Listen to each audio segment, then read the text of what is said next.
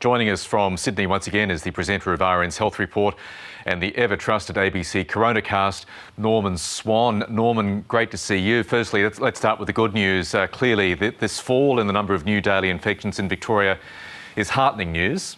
It's fantastic news. I mean, it's in a credit to Victorians, Melburnians, people in Mitchellshire for locking down, and also regional Victoria going to stage 3. So this really is having an impact. This is the thing that works, which is really, and it's very, very difficult to do. It's tough on people, tough on families, but you've just got to stop mixing to stop that virus spreading. And Dr. Swan, I'm going to call you Dr. Swan. Yes, Professor. Morning, right. just for yes, something I'm happy, you know. a For a little doctor more he is. formal. Well, because I want to talk to you about this issue we've been chatting about today, which is the origins of the vaccine, the concern by the religious leaders. Is this an argument we've heard before? Like, what's your take on it?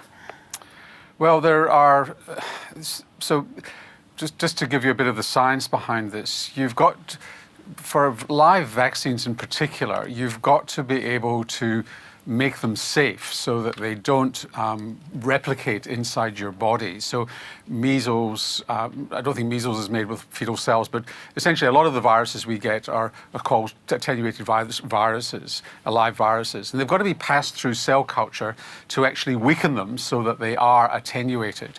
And fetal cells have been used for many years. And it's not as if there's I'm sorry to sound crude about this. It's not as if there's, every time you do it, you've got to find a fetus. This is going back many, many years, and they've perpetuated cell cultures that have been around for many decades. And you've got to make sure those cell lines are safe. So they've got to be proven cell lines. You can't just say, I'm going to find fetal tissue and use that now. You've actually, it's tried and true. So there are various vaccines which have relied in the past and maybe still do on fetal cells, which were once fetal cells.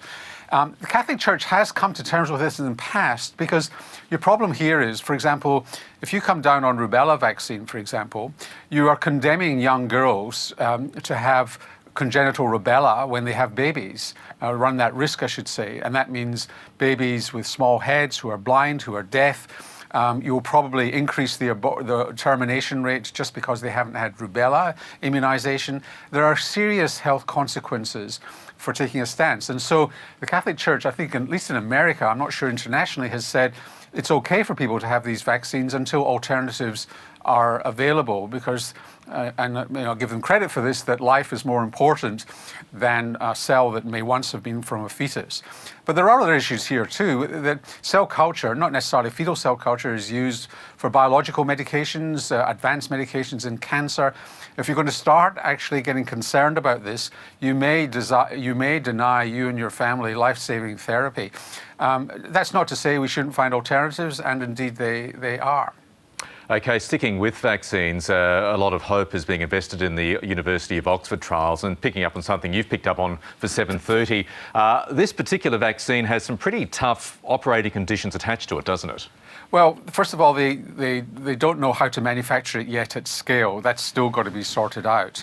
And the other condition, which is really a problem for them at the moment, but hopefully will be solved, is that, so people may have heard of the cold chain. So when you develop a vaccine, it's got to be kept refrigerated at a very controlled temperature so that it's still effective when it gets to the GP surgery or a clinic in sub-Saharan Africa. And the cold chain is really important. So if a GP's fridge breaks down, there's a real problem. They've got to throw out the vaccines. Most vaccines are in the range of 2 to 8 degrees. The University of Queensland coronavirus vaccine, 2 to 8 degrees. The Oxford vaccine, because it's a live virus vaccine, may actually have to be stored at -70, which requires liquid nitrogen.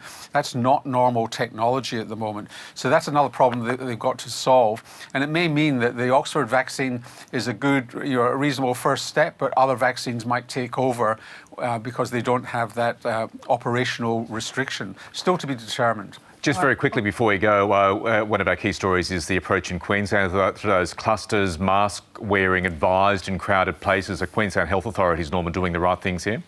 Yes. It's just that extra layer of insurance, and I'm sure authorities in Victoria regret when those 36 suburbs went into ring fencing that they didn't mandate masks then.